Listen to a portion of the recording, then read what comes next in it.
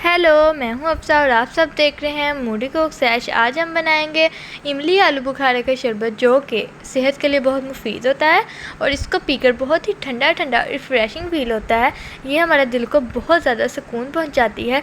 इमली, इसके अंदर जो इमली है, इमली हमारे हाजमे की बेहतरी के लिए बहुत मुफीद होती है, दिल की सेहत को भी बहुत अच्छा करती है, वज़न में कमी में भी मदद करती है, जिगर के लिए बहुत मुफीद होती है और गर्मी का तो ये तोड़ है। अब हमने आधा पाव इमली ली है और आधा पाव आलू बुखारा लिया है। इसका जो पल्प है हमने निकाली, इसके अंदर जो गुठलियाँ थी उनको हमने अलहदा सेपरेट करके रख लिया। अगर आपको गुठलियाँ निकालने में प्रॉब्लम होती है तो आप एक ग्राइंडर लें, उसके अंदर इमली और आलू बुखारे का पल्प डालें, उसको 2 मिनट के लिए चलाएं तो आपकी गुठलियाँ सारी 1 मिनट में अलहदा हो जाएंगी। अब हमने एक जग लिया, उसके अंदर डाला अपना इमली का पल्प और आलू बुखारे का पल्प। अब इसको हम अच्छी तरह से मिक्स करेंगे। आपने इसको अच्छी तरह से मिक्स करना है ताकि इसका जो पल्प है वो आपस में अच्छी तरह से ग्राइंड हो जाए। अब हमने अपना जो मिक्सचर बनाया है उसको एक छानी में डाला है और इसको अच्छी तरह से हमने निकाल लेना है। इसको जो सारा पल्प है ना उसको हमने निकाल लेना और इसका जो वेस्ट बचेगा उसको हम फेंक देंगे। हमने इसको अच्छी तरह से, आपने इसको देख सकते हैं कि मैं इसको कैसे अच्छी तरह से निकाल रही हूँ। आप लोगों ने भी इसको सारे को अच्छी तरह से निचोड़ लेना है। देखें, बिल्कुल इसका जो वेस्ट रह गया था वो बच गया है और हमने जो बाकी पल्प बनाया है वो सारा इसके अंदर डाल दिया है। अब हमने एक पतीली लेनी है, उसके अंदर आधा किलो चीनी लेनी है और आधा लीटर पानी लेना है। पानी आपने ज़्यादा नहीं डालना है क्योंकि अगर पानी ज़्यादा होगा तो इसको पकने में टाइम लग सकता है।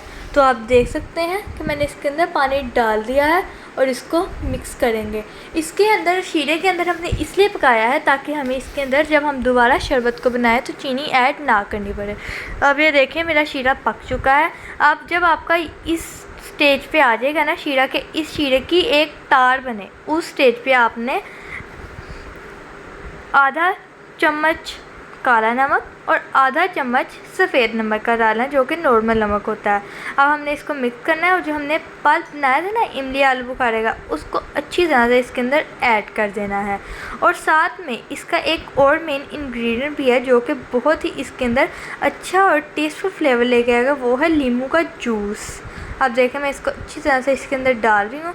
अब हमने इसको अच्छी तरह से 5 मिनट के लिए पकाना है। अब आप देख सकते हैं इसका कलर ऐसा है, लेकिन जब ये पक जाएगा तो ये ब्राउनिश जैसे बाज़ार से मिलता है ना आलू बुखारे का पानी, वैसा ही बनेगा। अब देखें, हमने इसके अंदर लेमन जूस डाल दिया। लेमन जूस हमने 4 नींबुओं का लिया है। आप जो बाज़ार से बोतल वाला मिलता है, अगर आपके पास वो है तो आप उसके 2 चम्मच डालें। अब हमने इसको 5 मिनट पकाया है तो आप देख सकते हैं इसका कलर चेंज हो चुका है, इसकी झाग सारी गायब हो चुकी है। आपने इसकी झाग तक, जब इसकी झाग गायब होगी तो समझिएगा ये पक चुका है। अब इसके अंदर हमने एक बोतल लिया है,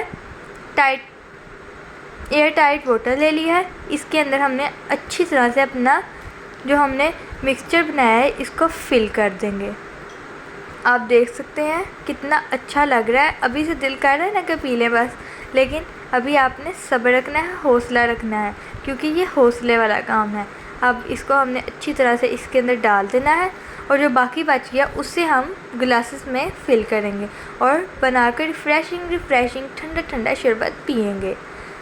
अब देखें, हमने 2 गिलास लिए, उसके अंदर बर्फ़ ऐड की और 2 to 3 टेबलस्पून इसके अंदर हमने जो शरबत बनाया है उसको ऐड कर देना है। अब आप देखें कितना अच्छा लग रहा है, दिल कर रहा है कि अभी से पी लें।